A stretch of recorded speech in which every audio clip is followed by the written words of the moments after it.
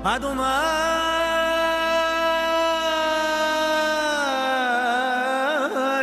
إحد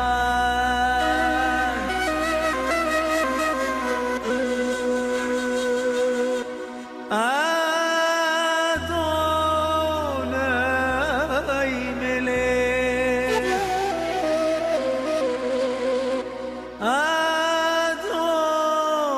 أدوناي ملاك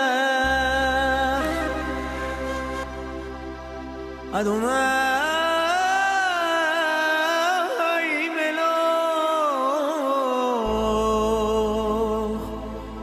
لعلم غايب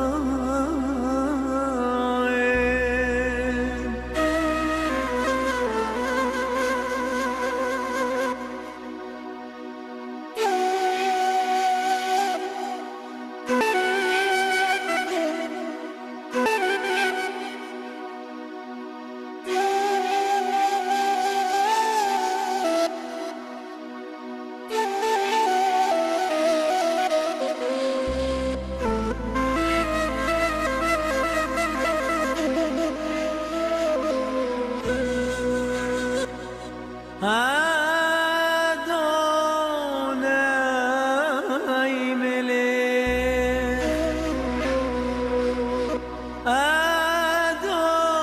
أدوناي ملاك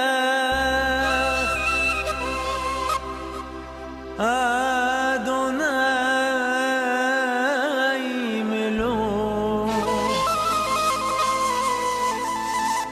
لعلم غايب أدوناي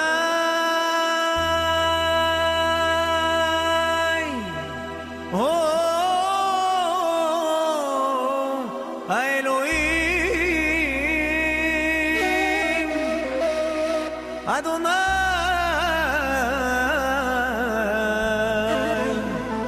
هو إلهيم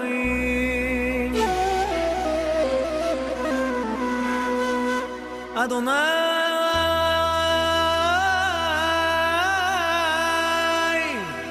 هو إلهيم أدوناي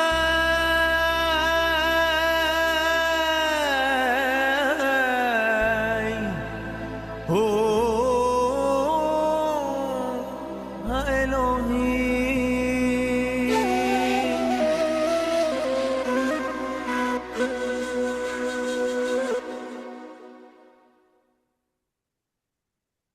Amen. C'est une louange d'adoration. Amen. J'aime beaucoup. Et le Shema Israël parle bien entendu du fait de croire dans un Dieu unique. Amen. Il est quand même important de reconnaître ça. Voilà, Amen. donc je vais vous partager maintenant la paracha. Alors, 2 petites secondes, le temps que je partage. Ça, c'est l'histoire de la technique. Voilà, alors.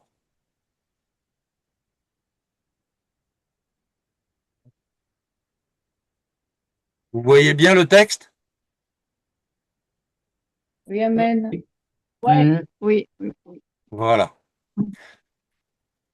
Non, ça c'est celui... Ah mince, je me suis trompé de texte, pardon.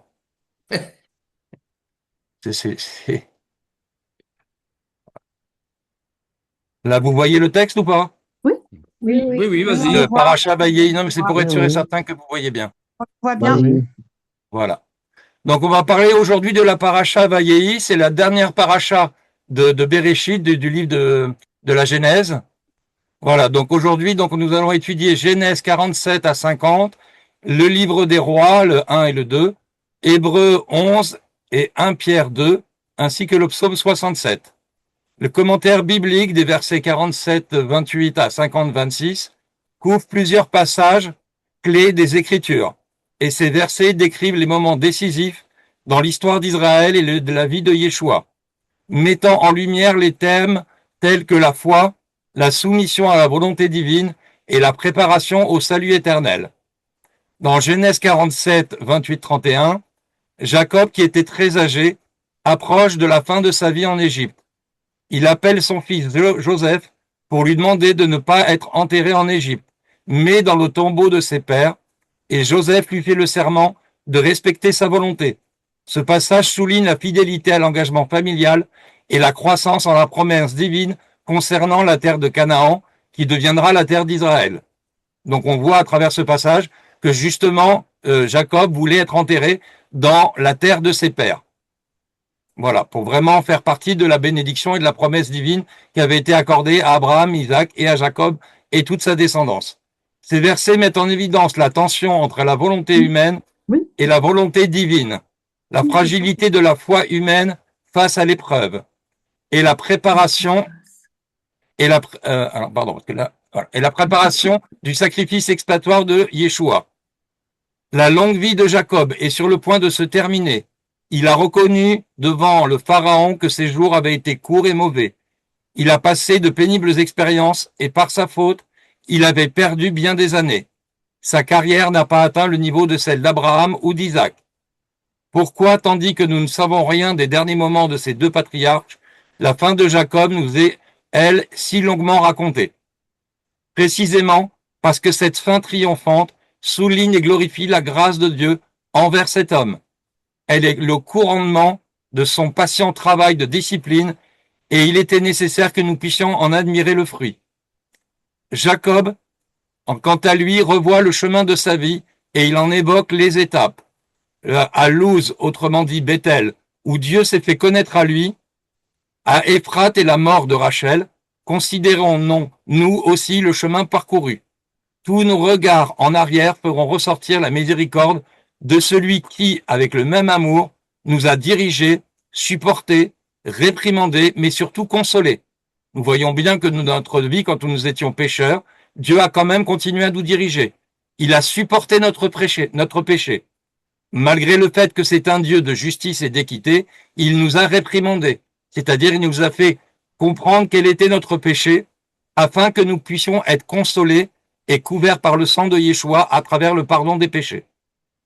La Genèse contient tous les grands événements affectant la famille humaine. Naissance, mariage, père d'un être cher, d'une mère, d'un père, et nous montre la foi en activité pour les traverser. La fin de Jacob est de toute beauté. Le bon pays de Goshen où il a passé les 17 dernières années de sa vie ne lui ont pas fait oublier celui de Canaan, ni les promesses de l'Éternel qui lui ont été faites à Beersheba. On le voit à travers le chapitre de Genèse 46, versets 1 à 4. Il a montré à ses fils le prix qu'il y attachait en leur donnant des ordres formels pour sa sépulture. Il doit reposer dans cette caverne de Macpéla où les membres de la famille de la foi attendent le jour de la résurrection. Mais le prix à payer autrefois pour lui en assurer le droit. Une grande solennité est donnée aux funérailles du patriarche. D'une manière générale, dans l'Ancienne Alliance, nous voyons l'ensevelissement d'un homme correspondre à sa fidélité. La sépulture de Jéhoïada et celle du roi Ézéchias honorèrent aussi leur piété, à travers 2 Chroniques 24-16 et 2 Chroniques 32-33. Aujourd'hui, quand un croyant quitte ce monde, cela ne donne pas lieu à de grandes cérémonies. La mort pour l'enfant de Dieu a perdu son terrible pouvoir. Elle était assimilée à un simple sommeil qui prendra fin à la résurrection, à travers 1 Thessaloniciens, chapitre 4, versets 13 à 18. Mais si la mort a perdu son aiguillon, n'oublions jamais ce qu'il en a coûté à son vainqueur. Et son vainqueur, bien entendu, je parle de Yeshua, car il a vaincu la mort à la croix. Ensuite, à travers les récits des rois, nous voyons que, en tant qu'œuvre théologique qui a été rédigée durant l'exil, pour expliquer pourquoi Israël et Juda ont été conduits en captivité, en mettant en lumière la répétition des péchés du peuple et de ses rois, notamment la déviation vers des dieux étrangers et l'abandon de l'alliance avec l'Éternel. Ce cadre théologique et central permet de comprendre les récits des rois, où la fidélité et l'infidélité à Dieu déterminent le destin du royaume. Oui, quand nous sommes fidèles à Dieu, Dieu nous bénit. Comme nous sommes infidèles, Dieu malheureusement nous maudit. C'est la réalité d'un Dieu de justice et d'équité. Dans 1 Roi, chapitre 2, verset 1 à 12, on trouve la fin du règne de Salomon, et le passage du pouvoir à son fils, le roi Roboam. Ce passage marque une transition cruciale où Salomon donne des conseils à son fils, notamment de rester fidèle à l'Éternel, de suivre ses commandements et de maintenir la justice. Bien entendu, pas la justice du monde, mais la justice de l'Éternel. Ce passage est souvent vu comme une introduction au déclin progressif du royaume après Salomon, en raison non pas de la grâce de l'Éternel, mais à cause de la division du royaume et des choix politiques et religieux des rois qui suivirent. Il est à noter que le prophète Élie, qui joue un rôle central dans les livres des rois, est présenté comme un instrument de jugement et de grâce, notamment dans des interactions avec les rois et les autorités religieuses. Son ministère, quant à lui, est marqué par des miracles qui témoignent de la puissance de Dieu contre les faux dieux, comme Baal. Ces événements préfigurent le ministère de Yeshua, qui est le prophète le plus grand que Moïse et le prophète le plus grand de toute la terre. Enfin, le récit de 2 Rois 13 au chapitre 14, verset 14 jusqu'au chapitre 14, verset 23, bien que non traité ici, il s'inscrit dans la lignée des rois de Juda, dont certains comme Josias ont été mentionnés comme des figures de réforme spirituelle, dont le nom avait été annoncé des siècles auparavant par un prophète à Bethel. Ce lien entre le passé prophétique et l'avenir messianique est un thème central dans le livre des rois, qui prépare le lecteur à l'espérance d'un roi plus grand, le Messie, fils de David, car Yeshua est bien entendu descendant du roi David, puisqu'il devait être dans la lignée de David, c'est marqué dans la parole. En conclusion, le contexte général des livres des rois permet de comprendre que ces passages s'inscrivent dans une narration théologique sur la fidélité de Dieu, le jugement pour infidélité et l'espérance d'un rétablissement futur par un roi juste qui est Yeshua, dont le nom est annoncé depuis les origines du royaume, car non seulement Yeshua existait avant la création du monde, mais il existera jusqu'à la fin. Et son royaume est sans fin. Et pour le témoigner, Dieu a témoigné comme quoi il lui avait donné un nom au-dessus de tout nom, qu'on appelle bibliquement parlant le tétragramme de Dieu, qui ne se traduit pas à la base. Ensuite, dans les évangiles, enfin du moins dans les épîtres, aux Hébreux, au chapitre 11 et de 1 Pierre 2, nous voyons à travers les épîtres, chapitre 11, qu'il est souvent appelé le chapitre de la foi, car il présente une longue série d'exemples bibliques de croyants qui ont vécu par la foi, malgré les épreuves et l'incertitude. Ce chapitre définit la foi dès le verset 1, comme la ferme assurance des choses que l'on espère, et la démonstration de celles qu'on ne voit pas. Les versets 21 et 22 poursuivent cette série d'exemples avec les figures prophétiques de Jacob et de Joseph, qui sont deux patriarches qui, à la fin de leur vie, témoignent de leur foi active et persévérante. Voilà ce que le Seigneur veut nous témoigner à travers Jacob et Joseph. Ce sont des êtres qui ont témoigné d'une foi inébranlable et d'une foi par persévérance en obéissant à Dieu. Et c'est ce que Dieu nous demande aujourd'hui en Yeshua, de vivre la même chose. Mais chacun d'eux proclame à sa manière sa surattente des choses à venir. Il quitte, mais ne craint pas, tient ferme, car il voit celui qui est invisible. Pourquoi? Parce que dans l'Ancienne Alliance, seuls certains pouvaient voir la gloire de Dieu, par l'Esprit, bien entendu, comme quoi le Saint-Esprit existait bien dans l'Ancienne Alliance. Bien entendu, aujourd'hui, dans la Nouvelle Alliance, l'Alliance renouvelée, il existe pour tous ceux qui croient en Yeshua. La première lettre de l'Épître de Pierre, chapitre 2, versets 11 à 17, exhorte quant à lui les croyants, considérés comme des étrangers et des voyageurs dans le monde, qu'ils s'abstiennent des convoitises charnelles et qui font la guerre à l'âme. Ils sont invités à mener une bonne conduite parmi les païens, afin que ceux-ci, en les voyant, glorifient Dieu au jour de sa visite. Donc voilà le témoignage que Dieu nous demande de tenir devant les gens qui ne croient pas peut-être encore en Dieu ou qui sont en attente de croire en Dieu. L'apôtre insiste sur la soumission à toutes les autorités humaines, au roi comme au gouverneur, en reconnaissant que cette soumission est conforme à la volonté de Dieu. Il rappelle en outre que de vivre en homme libre, mais non pas pour couvrir la méchanceté, mais en tant plutôt que serviteur de l'Éternel, et d'honorer tous les hommes, d'aimer tous les frères et les sœurs, et craindre Dieu et d'honorer le roi. Bien entendu, nous voyons aujourd'hui, et Yeshua l'a témoigné, quand il a fait face à, comment il s'appelle, c'est Pilate ou Hérode, je ne sais plus, mais l'un des deux, ça c'est sûr, où il est témoin en lui disant, Si Dieu ne t'avait pas mis en place, tu ne pourrais pas faire le 10e de ce que tu fais aujourd'hui. C'est dire ô combien Yeshua se soumettait au monde tel qu'il devait être accompli, parce que c'est Dieu qui l'avait décidé. Donc quand Dieu permet les choses, il faut savoir parfois s'incliner à ce que Dieu décide, même si ça ne nous plaît pas. Parce que justement, par la suite, ça va transposer automatiquement parlant le fait que notre foi va nous permettre de voir la gloire de Dieu s'accomplir à travers, malheureusement, nos persécutions et le fait que nous soyons peut-être faibles, mais que Dieu fait des choses magnifiques en nous. Voilà. Ensuite, nous terminerons par le psaume 67, qui est un chant de louange et d'action de grâce qui exprime l'université de la reconnaissance due à Dieu. Il commence par une bénédiction très connue, inspirée de la bénédiction sacerdotale du livre des Nombres au chapitre 6, 22 à 27. Que Dieu ait pitié de nous et qu'il nous bénisse, qu'il fasse luire sa face sur nous. Le psaume développe ensuite le terme central, la manifestation de Dieu au-delà d'Israël et vers toutes les nations. Il appelle les peuples à louer Dieu, car il juge avec justice et c'est lui qui gouverne toute la terre. La fécondité de la terre est présentée comme une preuve de bénédiction.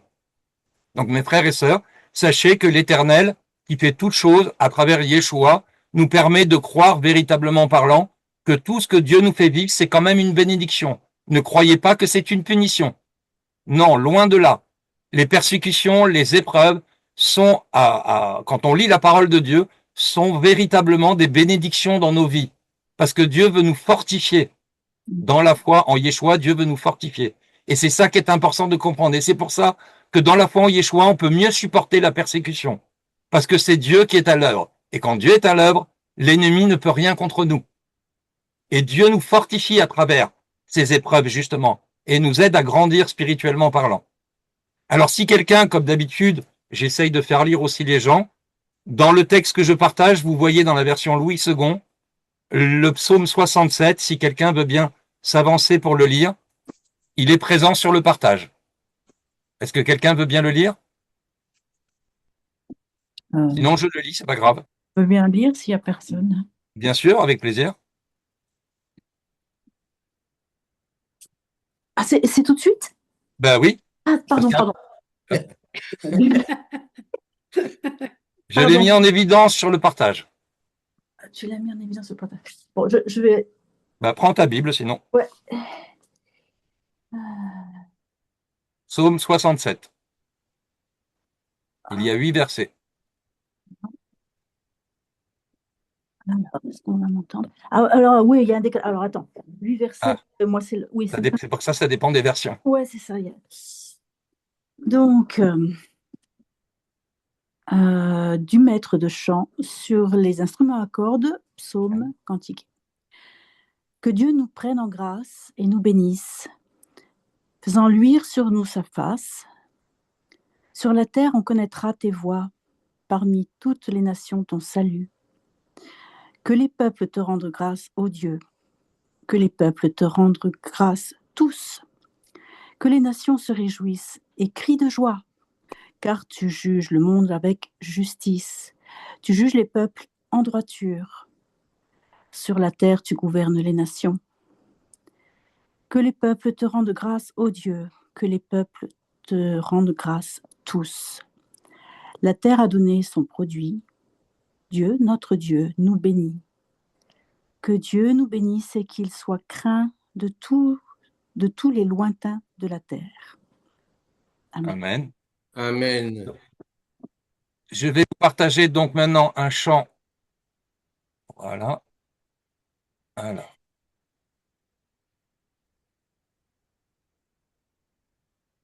De la bénédiction aaronique.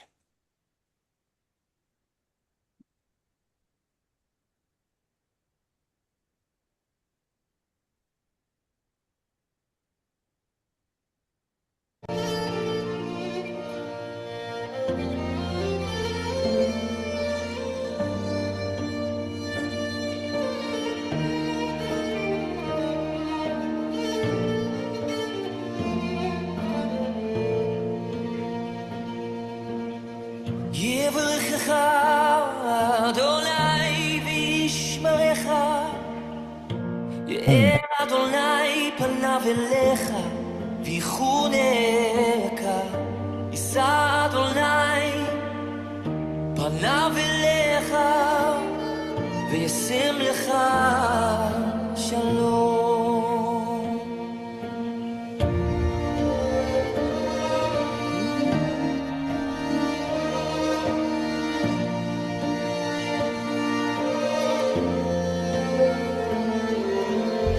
יברכך אדוני וישמרך, יאר אדוני פניו אליך, ויחונך, יישא אדוני פניו אליך, וישם לך שלום.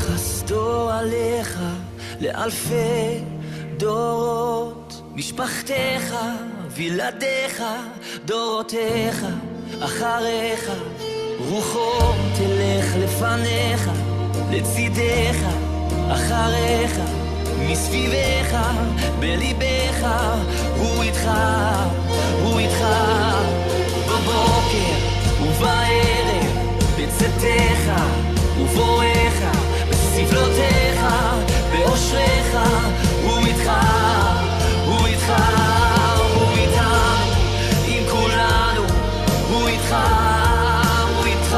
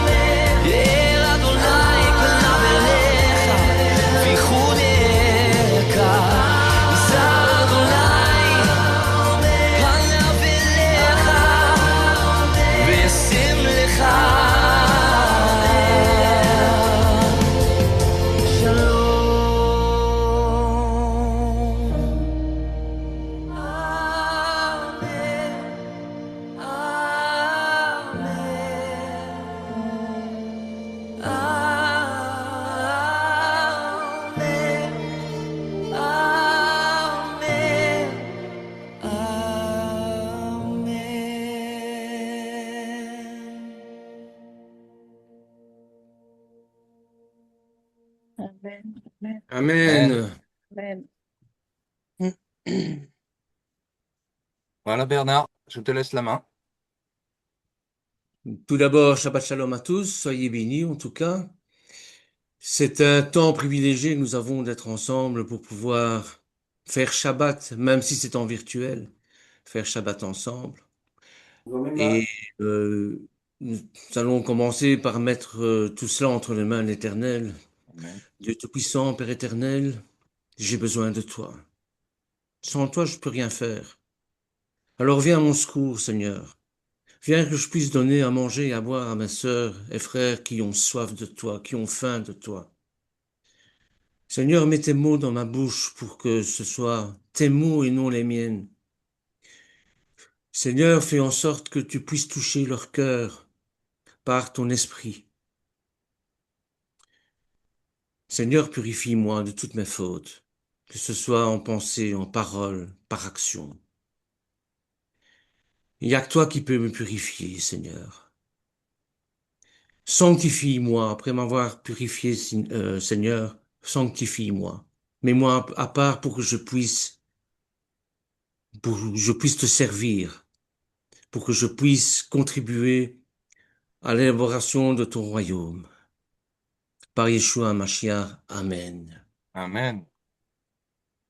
Alors, on va mettre un chant, peut-être Oui. Pas de hein problème. Il est Amen. parti.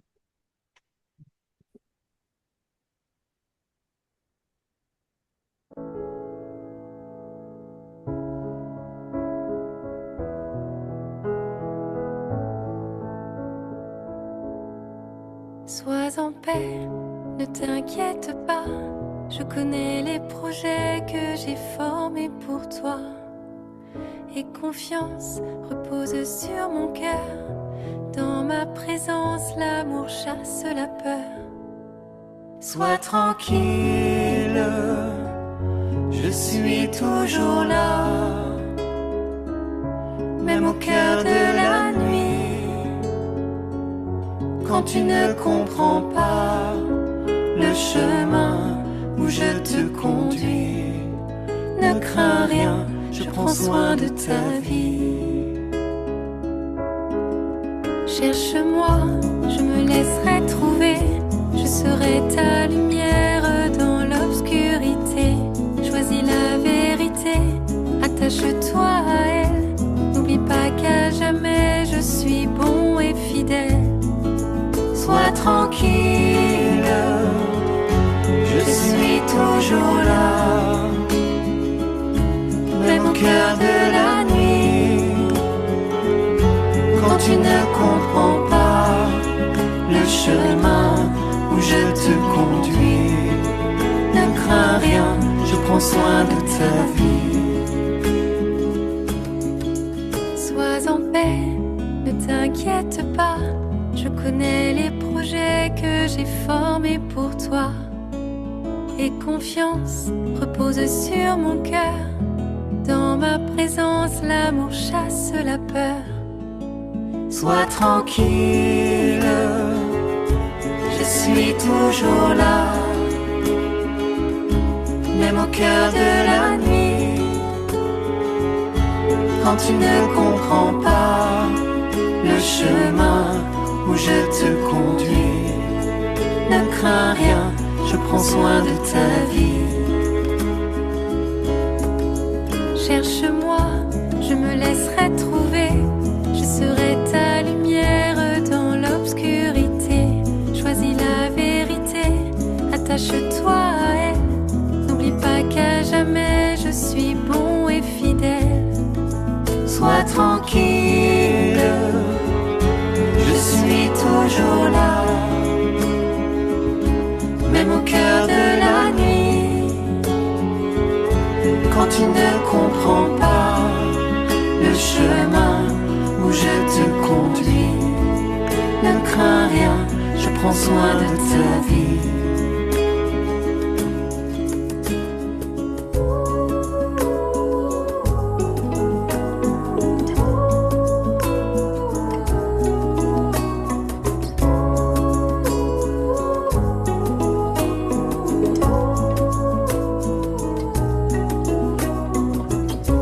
Appelle-moi au secours quand ta barque prend l'eau.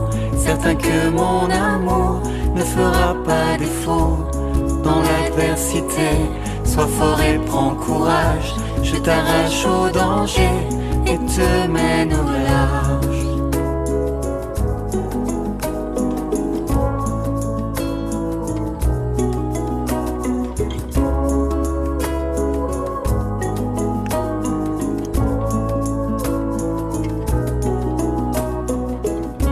Appelle-moi au secours quand ta barque prend l'eau.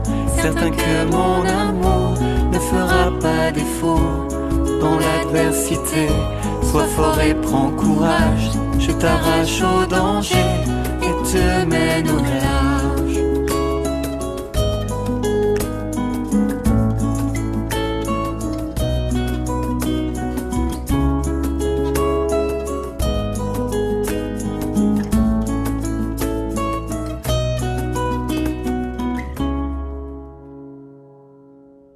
Amen. C'est une très belle chanson. Amen. n'est-ce pas? Ouais. Ah, belle Une chance. belle chanson. Oui. Oui. très belle. Et j'ai choisi cette chanson-là comme introduction à mon message d'aujourd'hui, qui, qui a un rapport bien sûr avec la paracha. Le thème principal de cette paracha, c'est bien sûr la bénédiction. Vaïri, c'est bien sûr la bénédiction de Yaakov à ses enfants, à ses petits-enfants. Il va mourir et généralement, on laisse un testament et on fait des bénédictions. Mm. Mais je ne sais pas si vous avez remarqué, euh, lorsqu'un des personnages bibliques, lorsqu'un personnage important biblique va mourir et qu'il donne sa bénédiction, c'est toujours en rapport avec ce qu'il a vécu. Or, Yaakov, comme Abraham, comme Isaac, comme Yeshua, comme Moshe, ont vécu, leur vie n'était pas un long fleuve tranquille. Et je trouve que leur bénédiction est toujours en rapport avec les difficultés, les épreuves ils ont dû faire. Ils ont dû faire face à ces épreuves-là. Et pour nous, c'est pareil.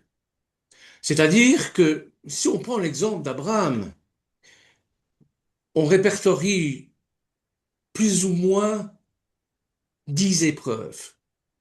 J'aime pas trop employer la numérotation de 10 épreuves pour Abraham,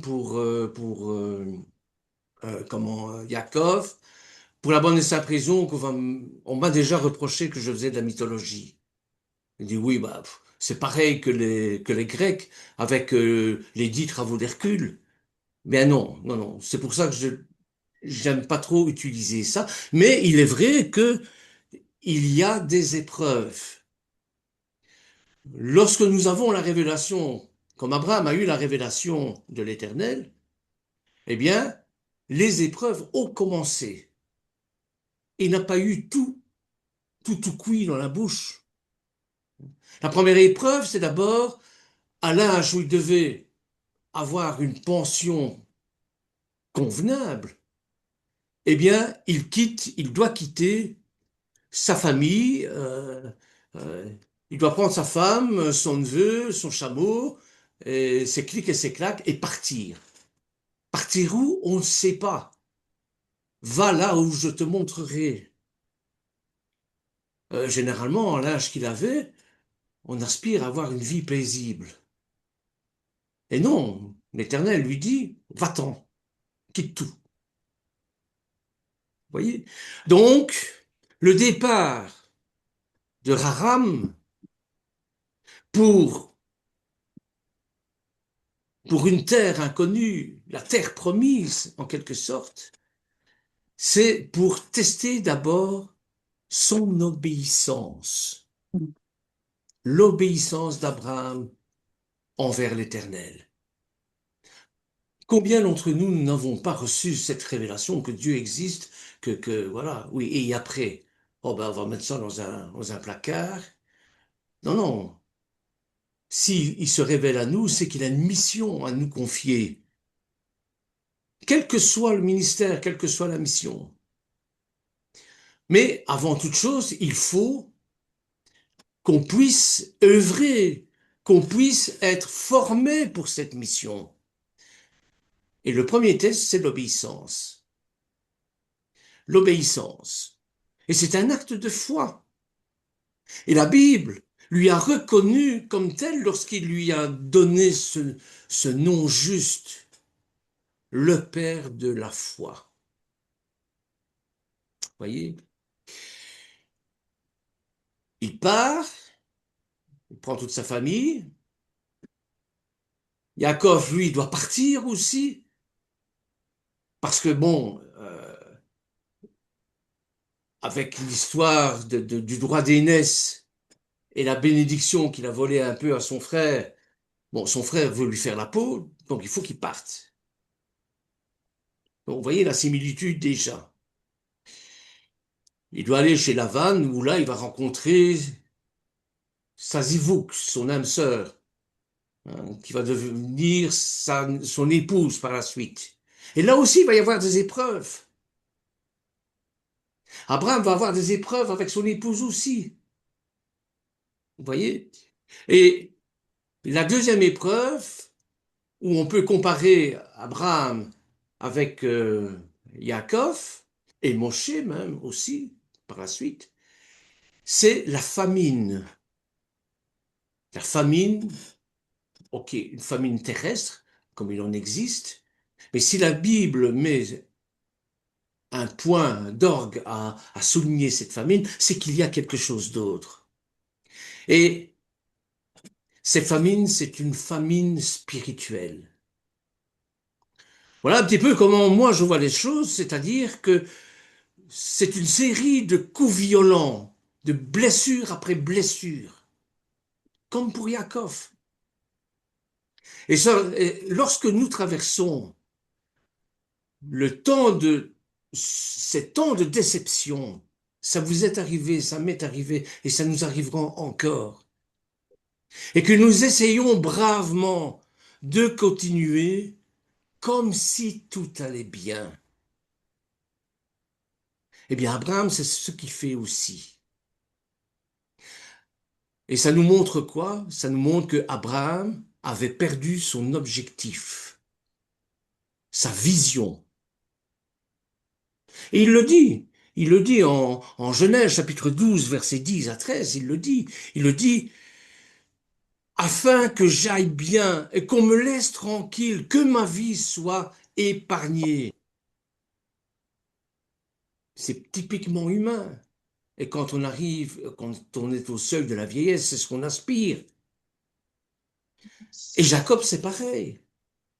Jacob, on lui a pris, enfin, il semblait qu'on lui avait pris ce qu'il avait plus cher, son fils Joseph. Les frères sont revenus avec la tunique pleine de sang, on lui a dit, voilà, ce sont des animaux sauvages qui l'ont mangé, enfin, qui l'ont attaqué, qui l'ont tué. Et Jacob est complètement désespéré. Parce qu'il connaît lui aussi le but messianique, le destin d'Israël. Il le sait, il le connaît. Et voilà que toute son espérance qu'il avait mis en Yaakov est totalement perdue, puisqu'il est mort. Ça, c'est, je vais dire, la dimension de Jacob. Mais vous savez comme moi que dans le personnage de Jacob, il y a une deuxième dimension qui est celle d'Israël. Et dans cette dimension d'Israël, il y avait quelque chose qui lui dit, non, non, espère encore, tout n'est pas perdu. Et nous avons ça parfois aussi, où on ne voit pas le bout du tunnel, et puis il y a une petite voix qui vous dit, ne crains rien, sois tranquille, je suis avec toi, je prends soin de ta vie,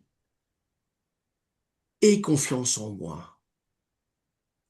Toi, pour le moment, tu es fixé sur le problème, sur ton problème. Tu peux pas voir ce qui se passe. Mais moi, si je tolère ça, c'est pour justement affermir ta foi et ton obéissance envers moi.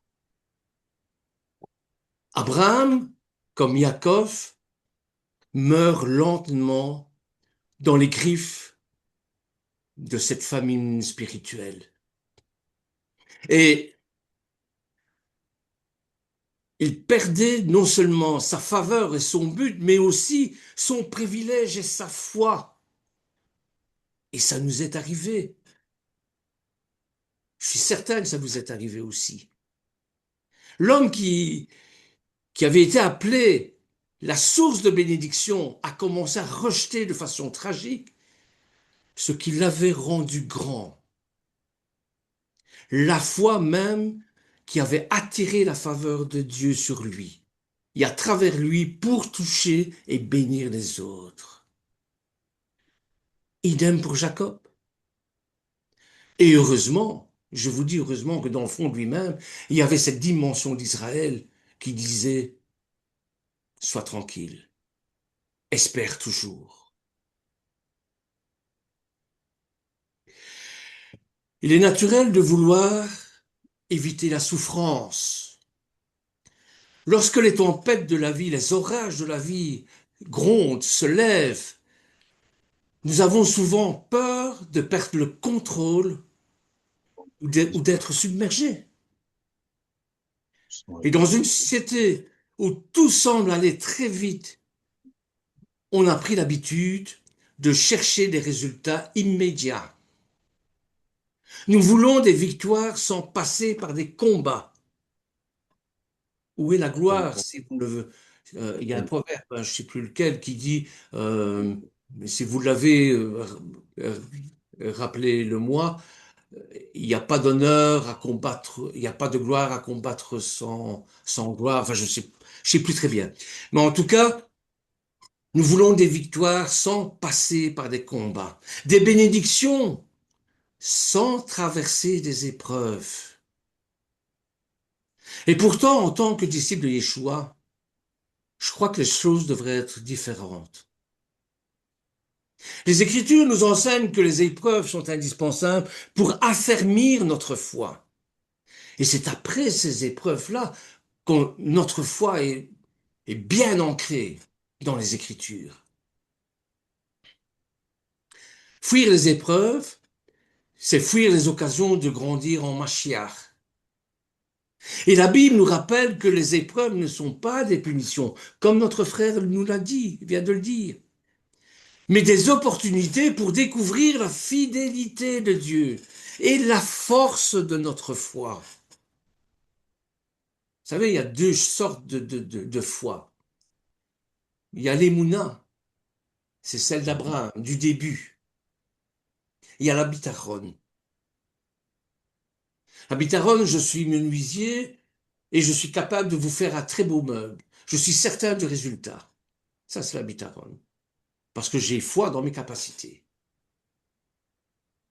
L'émouna, je me réfère entièrement à l'Éternel, sans savoir ce qui va se passer. Vous allez me dire, c'est du fatalisme. Oui, mais c'est ça l'émouna, avoir foi. Abraham ne savait pas, quand on lui a dit qu'il serait le père d'une multitude de nations, il avait déjà, je pense, 85 ans. Il n'a jamais vécu assez longtemps pour voir la réalisation de cette promesse de Dieu. Mais il y a cru, puisqu'il a pris son chameau, sa femme, son neveu, et il est parti. Il y a cru. C'est ça les mounas. Regardez dans Ésaïe, au chapitre 41, verset 10. Ne crains rien, car je suis avec toi. Ne promène pas de regard inquiet, car je suis ton Dieu. Je te fortifie, je viens à ton secours, je te soutiens de ma droite triomphante. Au lieu de voir les épreuves comme des ennemis, nous devrions les considérer comme des outils divins. Vous allez me demander sans doute comment. En quoi les épreuves servent à l'Éternel? Eh bien, les épreuves sont un outil divin pour fortifier notre foi. Comment voulez-vous affronter le monde si vous n'avez pas une foi ancrée dans les Écritures? Mais vous allez vous faire bouffer tout cru par ce monde. Phagocyté. D'où le paganisme du christianisme. Vous voyez? En Jacques, au chapitre 1, verset 2 et 3, il nous dit, mes frères, regardez comme un sujet de joie complète les diverses épreuves auxquelles vous pourrez être exposés, sachant que l'épreuve de votre foi produit la patience. La foi, ça produit la patience. Ça produit aussi l'obéissance. Ça produit la soumission. Pour ça, il faut être éprouvé pour que notre humilité puisse ressurgir et pas notre orgueil. Et ça produit la persévérance. Il dit dans les Écritures que celui qui persévère aura la victoire finale. Alors, l'Éternel utilise ces épreuves pour nous purifier, nous transformer. Regardez dans Isaïe au chapitre 6, verset 5. Si vous l'avez, si quelqu'un veut bien le lire. Donc Isaïe,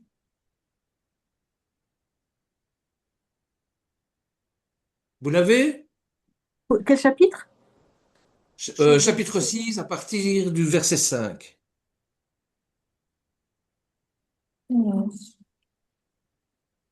Alors j'ai dit, malheur à moi, je suis perdu, car je suis un homme aux lèvres impures. J'habite au milieu d'un peuple aux lèvres impures, et mes yeux ont vu le roi, l'Éternel, le maître de l'univers. Je continue? Oui. Cependant, l'un des séraphins a volé vers moi, tenant une braise qu'il avait prisée sur l'autel à l'aide de pincettes.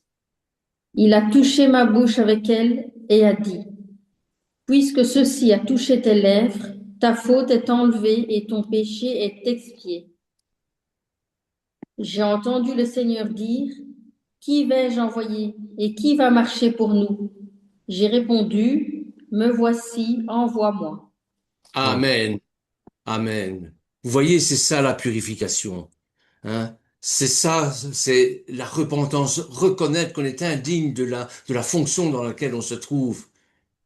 Mais ça fait partie de l'humilité, bien sûr. Eh bien, les épreuves, ça sert à ça aussi. Voyez?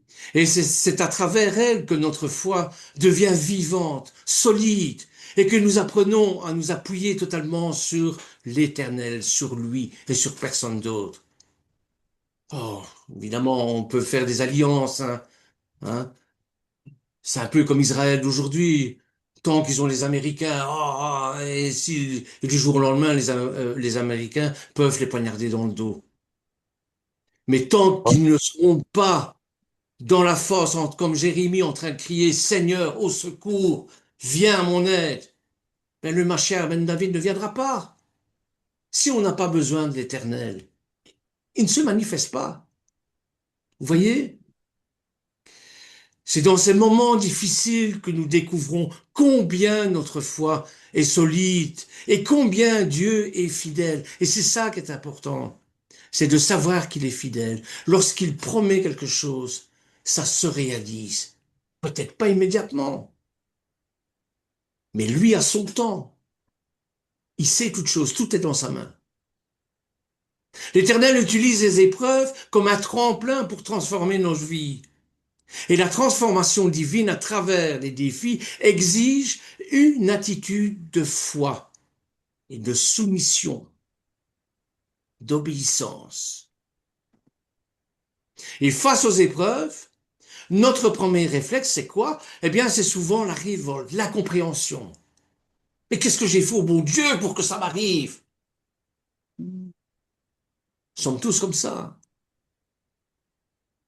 Pourtant, accepter les défis nous permet de collaborer activement avec l'Éternel. Ça ne signifie pas se résigner, mais plutôt reconnaître que chaque difficulté est une occasion de croissance. Alors la Bible nous encourage à ne pas maudire Dieu. Parce que quand les choses nous arrivent, les choses très graves nous arrivent, eh bien nous aurions tendance à maudire Dieu. Vous allez me dire, ah, qu'est-ce que tu dis là, blasphème? Et pourtant, j'ai vu des couples qui étaient au Seigneur, on leur a pris ce qu'il y avait de plus cher, leur enfant. Enfin, Seigneur, qu'est-ce que tu as fait? Pourquoi tu as toléré ça? Vous voyez? Dans nos moments de faiblesse, il ne faut pas maudire Dieu, mais continuer à le bénir. C'est pas facile. C'est pas facile. Et même dans l'incertitude, dans le doute, nous devons nous rappeler que Dieu reste souverain. Toujours dans Isaïe, chapitre 55, verset 8, il nous dit « Mes pensées ne sont pas vos pensées, vos voix ne sont pas vos voix. » Et au milieu des épreuves, décidons de rentrer en intimité avec Dieu. Mettons notre tadite sur la tête, parce que c'est ça que ça signifie, et entrons dans l'intimité de Dieu, à travers la prière. Et parfois, on ne sait plus comment prier. Et là, on a besoin de la prière collective. Moi, Ruth est là pour le dire, j'ai eu besoin d'elle, d'entrer avec elle dans son sanctuaire pour m'approcher du trône divin, parce que je ne savais plus comment faire. Elle m'a pris par la main et on est allés ensemble. C'est une image, bien sûr, mais par la prière, la méditation de la parole, le bon berger. Un jour, dans ma prière, je demandais, Seigneur, comment je vais te reconnaître, moi? Avec tous ces faux Jésus, Yeshua, comment je vais te reconnaître? Il m'a dit, relis le bon berger. Si tu entends ma voix, tu viendras à moi, parce que je t'appellerai par ton nom, par un nom qui n'est qu'à toi. Et quand je t'appellerai, tu sauras que c'est moi. C'est la réponse que j'ai eue sur le cœur. La méditation de la parole, la louange. On n'a pas besoin de grands mots, de grandes phrases, de grands discours. Heureux celui qui prie, j'ai des frères et des sœurs qui prient. Quand je les entends, je me tais. Et je sens mon âme s'élever avec eux. La louange, c'est pareil. Pour certaines louanges, je sens mon âme s'élever vers l'Éternel. On n'a pas besoin de paroles. Voyez? Ainsi, nous nous connectons à sa force, à sa sagesse. C'est plus moi qui vis, c'est lui qui vit en moi. Passer du temps dans sa présence nous aidera à adapter une perspective divine sur nos épreuves. Nous aborderons ces difficultés avec plus de paix. Ça ne veut pas dire par là que on va échapper aux tribulations. Pas du tout. Que ce soit. Pas du tout. Que du contraire. Que du contraire. Au plus on est au Seigneur, au plus on a des tribulations. Au plus on a des épreuves. Mais au plus notre foi est vraie, sincère et solide. Cette paix que nous ressentons, parmi vous, il y a des gens qui traversent des périodes très difficiles depuis très longtemps, que ce soit la maladie, que ce soit tout un tas de choses. Ils ont la paix en eux. Pas celle du monde. Le shalom de Yeshua. Nos esprits seront plus éclairés et notre foi plus fortifiée. Et je terminerai par le psaume 119, verset 105.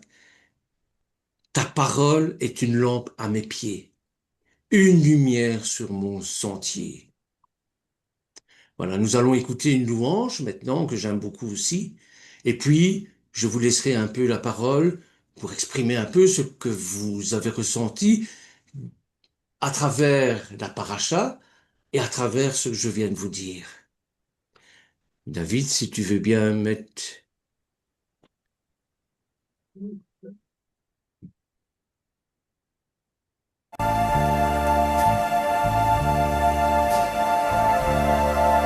Si la mer se déchaîne, si le vent souffle fort, si la barque t'entraîne, n'aie pas peur de la mort. Si la barque t'entraîne, n'aie pas peur de la mort. Il n'a pas dit que tu coulerais, il n'a pas dit que tu sombrerais, il a dit allons de l'autre bord, allons de l'autre bord.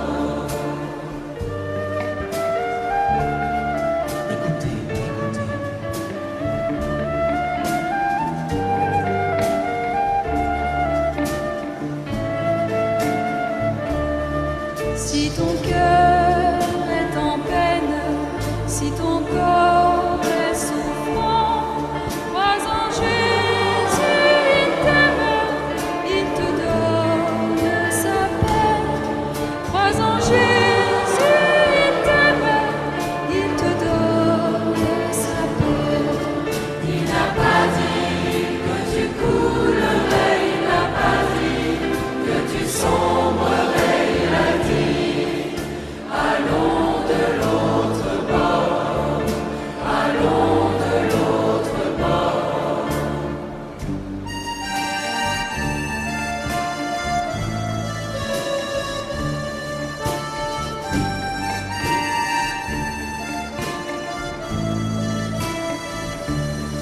Si un jour sur ta route tu rencontres le mal, ne sois pas dans le doute, Dieu aime ses enfants. Ne sois pas dans le doute, Dieu aime ses enfants. Il n'a pas dit que tu coulerais, il n'a pas dit que tu sombrerais, il a dit allons de l'autre bord, allons de l'autre bord.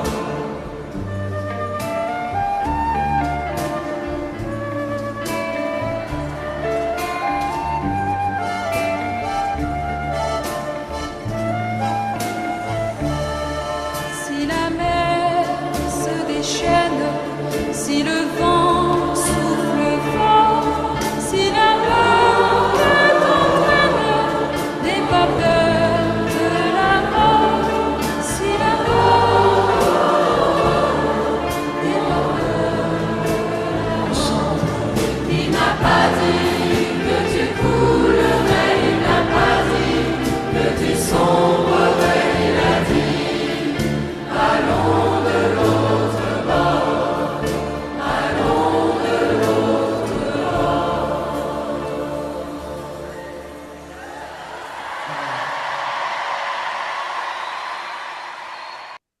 Amen. Amen. Voilà. Maintenant, la parole est à vous. Si vous avez un petit témoignage à apporter, si vous avez une réflexion à faire, si vous avez une suggestion à faire, n'hésitez pas. On est là pour partager ensemble. On est là justement pour se soutenir, pour prier ensemble et pour intercéder les uns envers les autres. Amen, amen. Amen. Ceux qui veulent, s'ils ont des témoignages à donner pour la gloire de Dieu, ça permet aux frères et aux sœurs de savoir qu'ils ne sont pas seuls à vivre parfois la persécution et les problèmes. N'hésitez pas à témoigner, ça peut servir.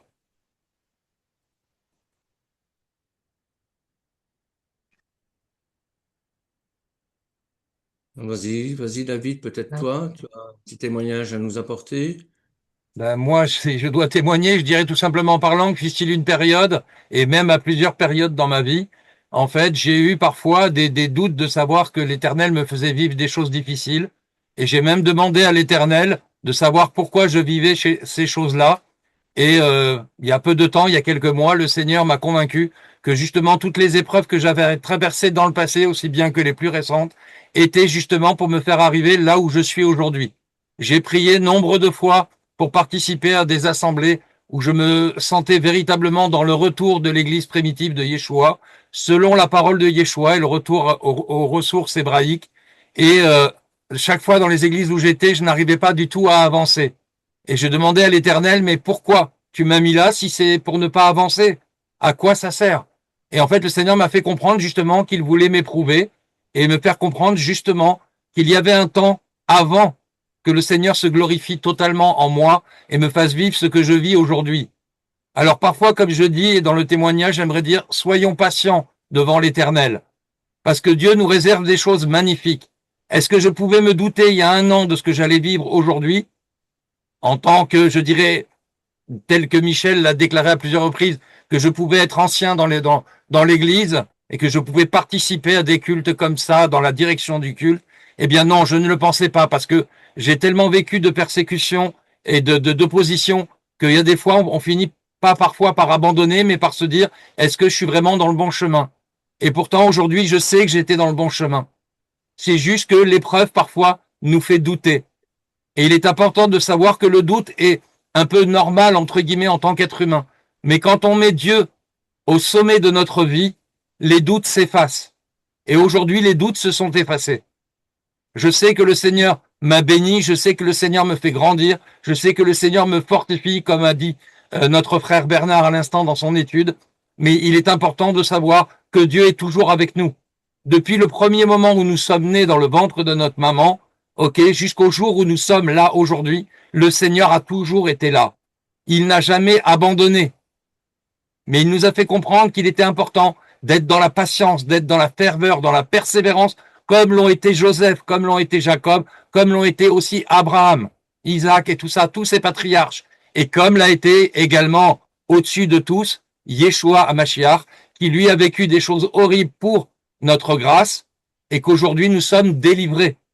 Et c'est ça qui est important de retenir. Aujourd'hui, en Yeshua, nous sommes délivrés, et le Seigneur fait des miracles dans notre vie, parce que sa gloire s'intensifie en nous à travers nos souffrances. Comme le dit la parole, Dieu témoigne de sa gloire à travers nos afflictions. Alors, j'ai pas les références du verset, mais vous pourrez le trouver sur Internet, dans la Bible, vous le trouverez facilement. Ce verset est bien prêché dans la parole. C'est dire au combien Dieu nous pousse à ne pas abandonner. Dieu nous pousse à persévérer dans la foi. Alors, mes frères et sœurs, continuez à persévérer. Même si vous avez des oppositions, même si vous avez des persécutions, sachez que l'Éternel est avec vous et sera toujours avec vous tout au long de votre vie. Que vous soyez dans la persécution ou que vous soyez dans la grâce, comme nous le sommes aujourd'hui, eh bien, il n'en reste pas moins que Dieu est présent. Donc voilà mon témoignage. J'espère qu'il servira à tous pour l'édification de la gloire de Dieu, parce que c'est ça le but précis. Que la gloire de Dieu, pas ma gloire à moi, mais que la gloire de Dieu se manifeste à travers chacun d'entre vous. Amen de Amen. Amen. Merci David, Amen. merci. Amen. Amen. Il y a quelqu'un d'autre qui veut apporter quelque chose? Moi, je suis, moi, je suis au Seigneur, ça fait 2004, 20 avril 2004 à 3h10 que j'ai donné ma vie au Seigneur. Et je suis rendue avec, j'ai passé par plusieurs églises et je suis rendue avec la Torah, ça fait déjà 4 ans. Et je peux vous dire que depuis 24 ans que ma vie a pris tout un tournant. Je vivais beaucoup de solitude, mais je peux vous dire que le Seigneur, Hachem, depuis j'ai un cœur, j'ai une joie de vivre malgré les épreuves que j'ai passées. J'ai perdu un fils, moi, il y a 3 ans, là, on l'a trouvé, il était dans la drogue, on l'a trouvé dans son auto brûlé. Il m'en reste 3. J'ai 4 petits-enfants. Ma famille, c'est pas du tout du monde qui sont croyants. Bon, plus ou Oui. moins, là, tu sais, en tout cas. Je juge pas ça. Mais moi, je vis avec un fils qui a 50 ans, qui est pratiquement pas pratiquant. Et j'arrive à passer mes journées, à passer mon temps, à lire, de sentir que Yeshua il est avec moi. Amen. Et même v'là des années, j'aurais jamais pensé que je terminerais ma vie seule. Et puis, non, je vis une paix, une joie de vivre. Je suis bien dans ma peau, quelques petits problèmes de santé, merci Seigneur, il y en a des pires que moi. J'ai un espoir euh, que ma vie se vit tous les jours sans, sans j'ai plus le vide que j'avais là des années. Je me sens vraiment comblée à tout point de vue dans ma vie. Merci. Merci Seigneur d'être là auprès de moi. Amen. Amen. Merci. Merci Françoise, merci. Shalom, Oui? C'est Georges, cousin de Michel. Ah, Georges, sois béni, mon frère. Merci, merci. Amen. Bon, voilà, si vous permettez, je voudrais quand même apporter un petit témoignage. Bon, Bien sûr. ce n'est pas un petit ni un grand témoignage, c'est un témoignage. Voilà. Voilà, j'ai eu une expérience aussi douloureuse dans ma vie. Ça fait 5 ans que j'ai perdu mon épouse, qui a servi avec moi au moins pendant 28 ans comme missionnaire au Cap-Vert. Et Oh, l'au-delà du Cap-Vert, bon, au niveau de la côte africaine, Afrique du Sud. Et voilà, maintenant je me retrouve aux États-Unis, je suis précisément à Providence. Et on n'est pas loin de la première synagogue qui a été créée à Newport. Mais voilà, donc le Seigneur a permis que je puisse passer cette transition avec toutes ces difficultés. C'était dur, mais aussi c'était aussi accompagné avec le confort, la construction du Saint-Esprit.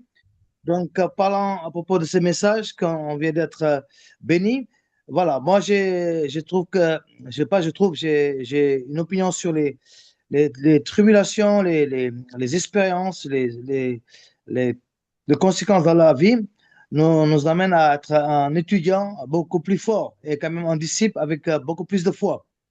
Donc, voilà. Et puis, amen. je remercie le Seigneur parce que là où je suis, j'ai une condition, je veux dire, meilleure. Et j'ose dire que ma foi a grandi et que le Seigneur me traite maintenant comme un ami. Voilà. Et ça, c'est la première, enfin, la phase de mon témoignage. Et la deuxième phase, voilà, je viens de participer à Hanouka et je suis un des premiers, enfin, dans la famille, enfin, au niveau du corps de Christ au Cap-Vert, à commencer à fêter le Hanouka. Parce que j'avais un ami, un pasteur ici à New Bedford qui était très ami avec les Juifs. Il a d'ailleurs même grandi au milieu des rabbis, des rabbins juifs à New Bedford. Donc, c'est lui qui m'a poussé qui m'a ouvert les yeux sur le Hanouka. Et quand j'ai Amen. commencé à le pratiquer, et j'ai fait des recherches et tout, et j'ai vu que la fête de Hanouka déclenche toujours un miracle financier, un miracle comment dire, des surprises. Voilà. Et voilà que le 31 décembre, ça fait pas mal de temps que je suis aux États-Unis, c'est-à-dire résident officiellement. Donc, j'avais besoin vraiment d'une voiture. Mais bon, quand je calcule les façons d'avoir une voiture, les financements et tout, c'était un peu difficile de comprendre comment j'allais pouvoir avoir une voiture. Mais le Seigneur a touché le cœur d'un cousin à moi qui m'a passé l'argent pour m'acheter une voiture. Et le 31, j'ai eu la voiture, j'ai vu la voiture à 11 heures du matin et à 5 heures de l'après-midi, j'avais pu acheter la voiture, faire les papiers et j'ai pu circuler avec cette voiture, venir jusqu'à Providence. C'est une ville où j'ai eu une grande expérience avec le Seigneur. J'ai eu, j'ai été transporté ici aussi dans un certain niveau céleste, où le Seigneur m'a montré une chose que je ne la raconte pas à tout le monde, parce que c'est très spécial pour moi. Il m'a montré une synagogue et il m'a montré le mouvement dans une synagogue. C'est-à-dire, il y a un maître et puis il y a son disciple. Donc, à chaque fois, il remet au disciple un ordre, une instruction, et dès que le disciple part, il revient avec un compte rendu et le maître lui remet une autre instruction. Donc, ça m'a enseigné beaucoup qu'avec le Seigneur, il faut être vraiment, il faut avoir la Torah et puis il faut vivre l'expérience du Nouveau Testament. C'est-à-dire, je commence à pouvoir joindre ce qui commet l'Ancien Testament et le Nouveau Testament d'une façon très modérée, pas avec extrémisme, mais je rends grâce au Seigneur parce que il a dit à Sarah, la femme d'Abraham, y a-t-il quelque chose d'étonnant de ma part? Donc, l'année 2025, j'ai vécu que des choses que je ne m'attendais pas. C'est-à-dire, quand je m'attendais, ce n'est pas des mauvaises choses ou des surprises, comme on dit, d'ennui. Non, c'est au contraire.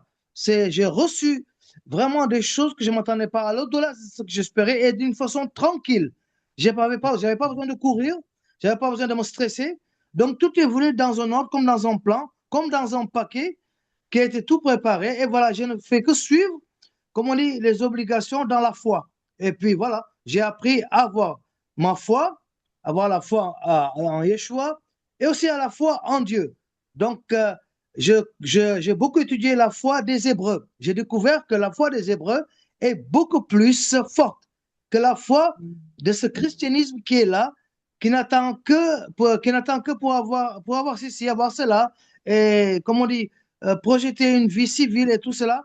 Bien sûr, ce n'est pas contre la volonté de Dieu, mais la foi des Hébreux, c'est une foi d'aventure où on ne sait pas où on va, on ne sait pas quelle est la prochaine étape, on n'a même pas un clé de ce qui va nous arriver, mais que tout comme la Bible dit dans Romains, le chapitre 8, tout contribue au bien de ceux qui aiment Amen. l'Éternel, de ceux qui sont appelés selon son dessein.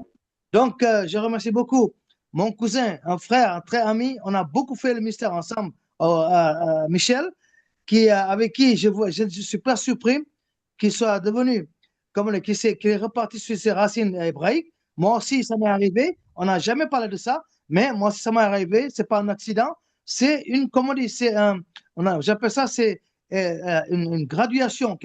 Moi, je vois, on peut être gradé dans une école, on peut avoir un diplôme, mais on a besoin d'être gradé dans le royaume des cieux. Donc, voilà que maintenant, je suis très souvent en contact avec Michel et je l'appelle mon rabbin parce que j'ai vu qu'il a pris ça vraiment au sérieux. Et moi aussi, je suis en train de fréquenter une congrégation messianique. Et le rabbin, il s'appelle Henri Morse. Donc, il était un pasteur des Assemblées de Dieu. Il a eu son expérience. Et puis, comme il a reçu une prophétie, qu'il allait devenir un rabbin. Et voilà que je suis avec lui et je suis bien à l'aise parce qu'on s'assoit, on parle de tout. Il est bien informé. Et je suis dans cette même expérience avec Michel et tout. Donc voilà, on suit le cours de notre je ne dis pas évolution, mais de notre progrès dans la connaissance et dans la découverte de tout ce qui s'est révélé dans l'Ancien Testament et le Nouveau Testament. Donc, je suis très ravi d'être là avec vous et ça m'a fait plaisir. J'ai pris du temps. Même depuis hier, j'ai pratiqué le Shabbat et je suis là. Donc, je suis ravi de vous voir tous, enfin, de voir quelques-uns de vous et je suis vraiment ravi, surtout d'écouter les chants avec vous, d'adorer avec le Seigneur. Ça me rappelle beaucoup Dakar. On avait ces chants-là aussi qui disent si le bateau t'emporte, tu ne couleras jamais. Donc, c'est des choses qu'il faut vraiment se dire, chanter, dire à chaque fois et vivre avec ça. Moi, je dis toujours aux gens, la parole de Dieu, ce n'est pas pour admirer, mais c'est pour conjuguer. C'est-à-dire, elle est là pour qu'on conjugue, que les actions soient automatiquement, comment dire, soient faites. Parce que la parole de Dieu n'est pas là pour être admirée, ni juste pour écouter. C'est pour ça que Yeshua dit, hein, Dieu ne veut pas seulement ceux qui écoutent, mais ceux qui mettent la parole en pratique. Parce que c'est là le succès, c'est là l'effet, c'est là l'effet complet. Vous savez, on a des effets secondaires, mais la parole de Dieu, c'est un effet complet et à l'au-delà. Donc, je vous bénis tous et puis je souhaite tout le monde Rosh Hashanah et puis je vous souhaite une très bonne année et mais qu'on puisse avoir une révélation du vrai Yeshua, pas justement à cause du nom, du Yeshua qui a été donné comme le sauveur de nos péchés et le sauveur d'Israël et de fortifier nos cœurs pour qu'on puisse appuyer, comme on dit, la paix de Jérusalem, qu'on soit toujours en train de prier tous les jours et qu'on prie la prière que Yeshua a enseignée pour que nous tous pourrons. Moi, je prie pour toutes nos générations. J'ai le temps. D'ailleurs, ma vie est complètement dévouée au Seigneur. Je ne suis plus celui qui voit le Seigneur de temps en temps. Non, non. Je le vois, comme là, Isaïe a dit, je vois le Seigneur. Et puis, quand vous avez mentionné Isaïe, me voici, Seigneur, envoie-moi. Donc, c'est une expérience dans ma vie. Et puis, voilà, j'ai dit au Seigneur, je suis prêt, envoie-moi. Donc, je suis son ambassadeur, je suis son envoyé, je suis son apôtre. Et puis voilà, je veux encore vous remercier. Merci beaucoup. Et Michel, je t'encourage, continue, man. On est ensemble. Merci, Georges. Merci. Sois béni, mon frère. Sois béni. Voilà, encore un petit, et puis on va passer à la bénédiction aronique, si vous voulez. Ok, je voulais juste raconter une petite histoire. Oui. Quand j'étais en 2011, il y a eu la crise post-électorale en Côte d'Ivoire. Et à cette époque, j'étais à l'université. Et mes parents, surtout ma mère, enfin, je vais dire ma mère adoptive, qui est la petite sœur à ma mère génitrice. Elle était dans le gouvernement de Laurent Gbagbo, et elle avait un poste élevé. Et quand le président Alassane Ouattara est venu au pouvoir, bon, on était en pleine crise et elle avait tout perdu, absolument tout, absolument tout, tout, tout. Et c'était elle qui assurait ma scolarité. Et elle est venue, elle m'a fait asseoir et elle m'a dit, Audric, il va falloir que tu te cherches parce que là, je ne peux plus rien faire. Je ne peux plus rien faire. Et bon, j'avais décidé de retourner dans une autre commune, chez ma génitrice. Et là-bas, j'ai regardé un film Face aux géants, pour ceux qui le connaissent. Ce qui avait suscité ma foi.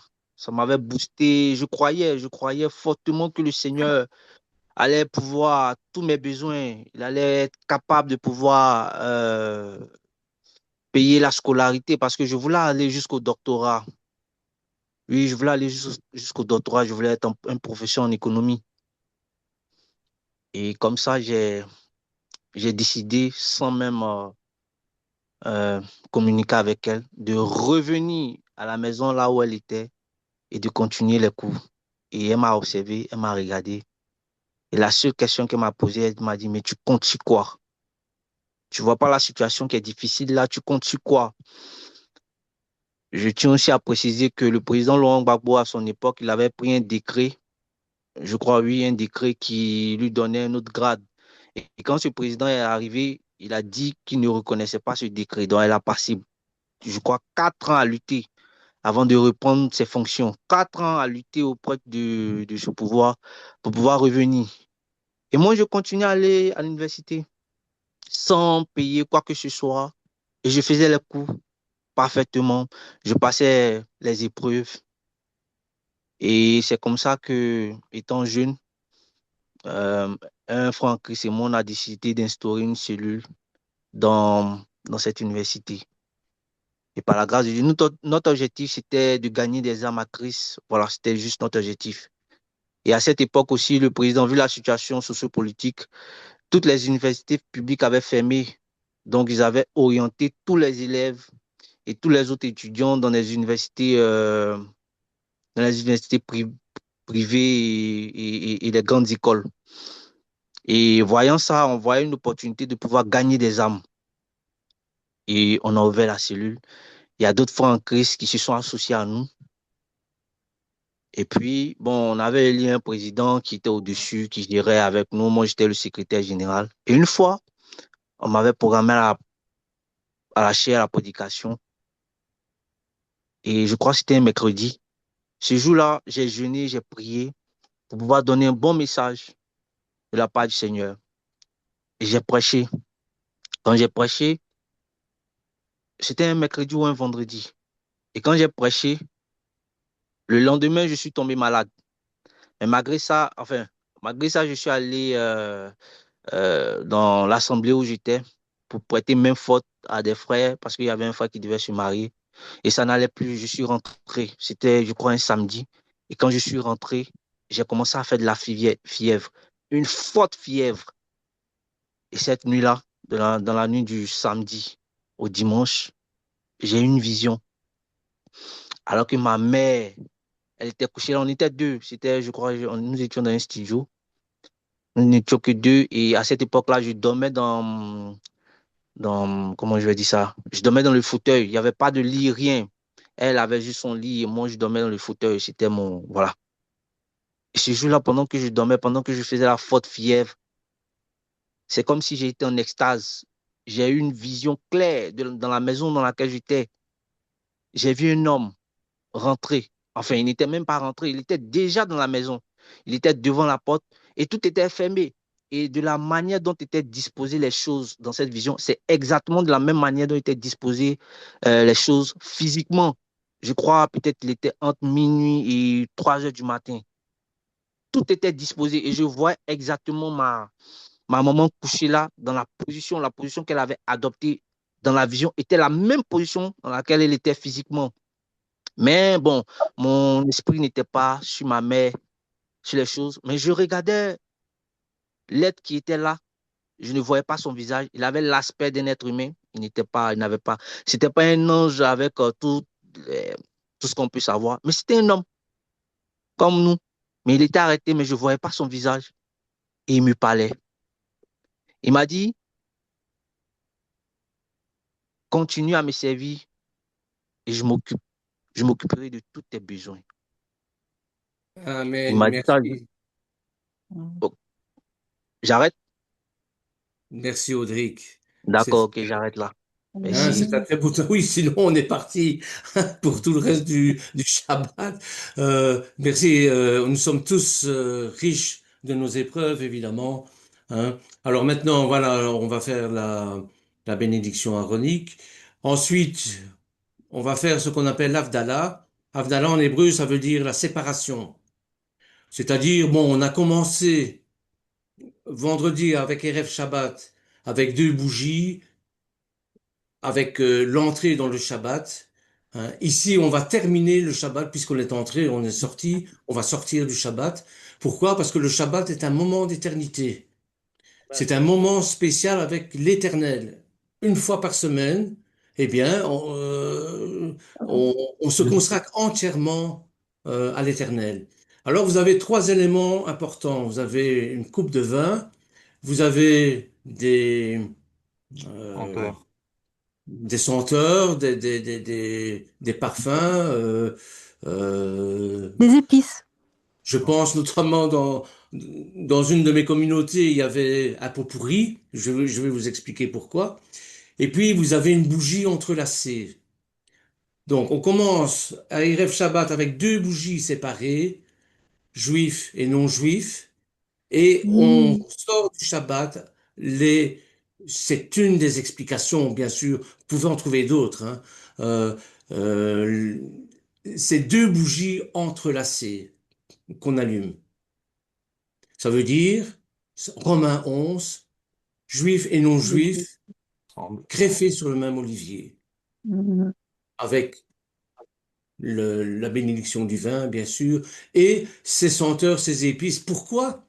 Eh bien, lorsqu'on revient dans le monde, puisqu'on était déjà dans l'éternité, nous, avec le Shabbat, lorsqu'on revient dans le monde et qu'on a des épreuves, eh bien, ça nous sert à penser, à se souvenir du moment merveilleux qu'on a eu dans le Shabbat. Ça sert à ça. Vous voyez? C'est pas l'odeur du dentiste lorsque, moi, chaque fois que je vais chez le dentiste, c'est pas la fraise qui m'effraie, c'est l'odeur. Et quand j'allais quelque part, il y avait cette odeur-là de formol ou je ne sais quoi, ça me faisait rappeler le dentiste et ça me faisait déjà mal. Mais ici, non. C'est une sainte odeur. Et bon, et chaque fois que je rencontre ces senteurs de lys, de fleurs, etc., ça me fait toujours penser au Shabbat. Donc voilà à quoi ça sert. Donc on va faire maintenant la bénédiction aaronique, si vous voulez bien. Hein. Je la lis parce que j'ai peur de me tromper dans les mots. Et vous savez à quel point c'est important. Donc,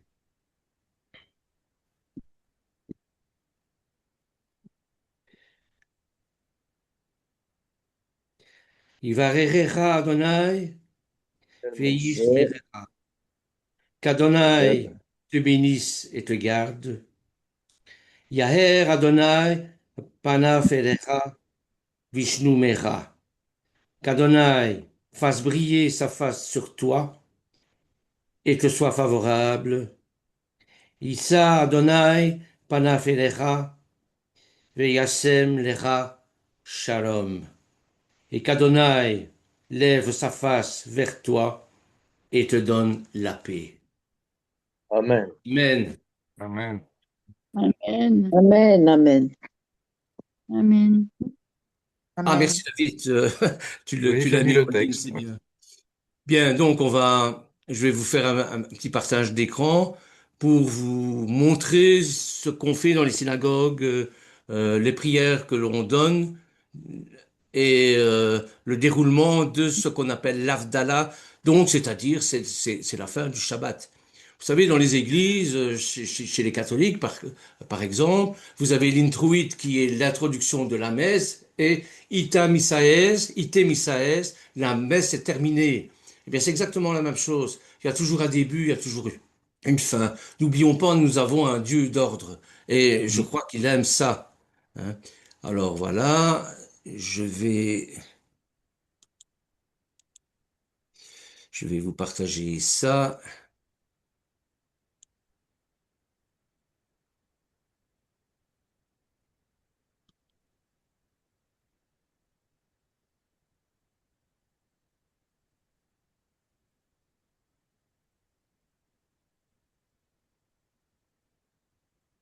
Voilà.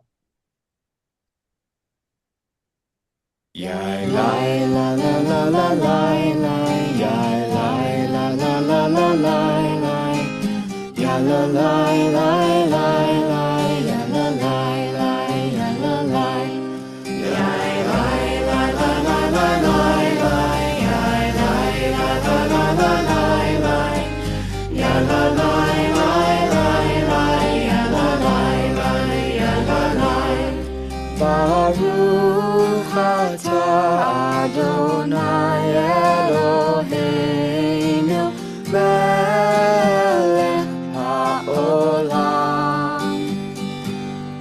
borei peri hagafen borei peri hagafen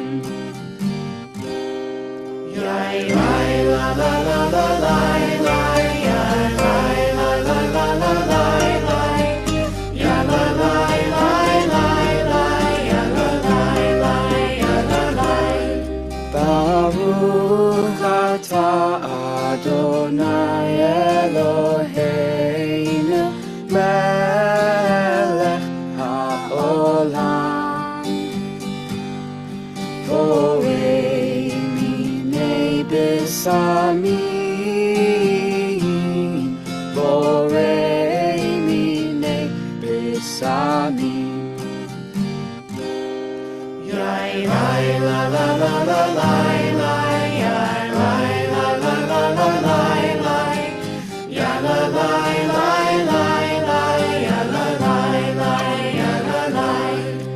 Baruch atah Adonai Eloheinu melech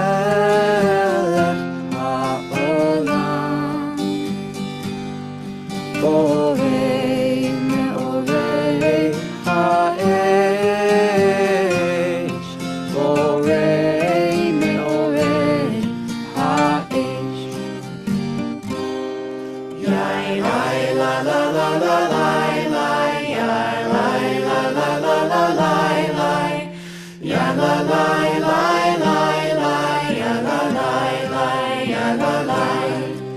Baruch atah Adonai Eloheinu melech haolam hamavdil ben kodesh lechol hamavdil ben kodesh lechol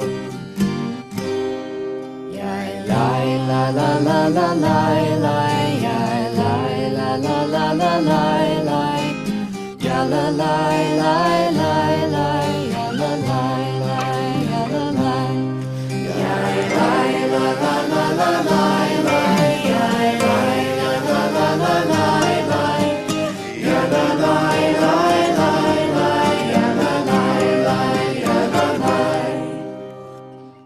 Amen. Soyez bénis. Shavuot, bonne semaine à tous et que Dieu vous bénisse. Semaine à tous. Shavuatov, que Yeshua vous bénisse tous Shavuatov. et vous fortifie. Shabbat à tous. Amen. Pareillement à Merci tous. à vous tous aussi. À mardi. À mardi. Au revoir. Mardi. Merci. Shalom. On continue comment les les mouvements dans le judaïsme, les courants dans le judaïsme, ou bien on aborde un autre sujet qui est la Kabbale, parce qu'on m'a demandé aussi de dire quelques mots sur la Kabbale. Voilà. Donc, Bah, je verrai avec. les, les deux sont intéressants, Bernard. Hein. Pardon? Les deux sont intéressants. Oui, oui, oui, oui, oui, bien sûr. Mais bon, les deux seront donnés, hein, mais bon, c'est parce que j'ai des frères et sœurs qui ont été un peu perdus avec certains enseignements de rabbins concernant la Kabbale, justement. Ah, Et oui. donc, euh, voilà, il faut. Merci. Merci beaucoup. Ça va? Shavuot, soyez bénis en tout cas. Eric, mon ami, sois béni, mon frère. Sois béni, Bernard. Soyez bénis tous. Béni, Shabbat Tov. Pascal, sois béni aussi. Shabbat Bernard. Sois béni, Bernard aussi. Virginie,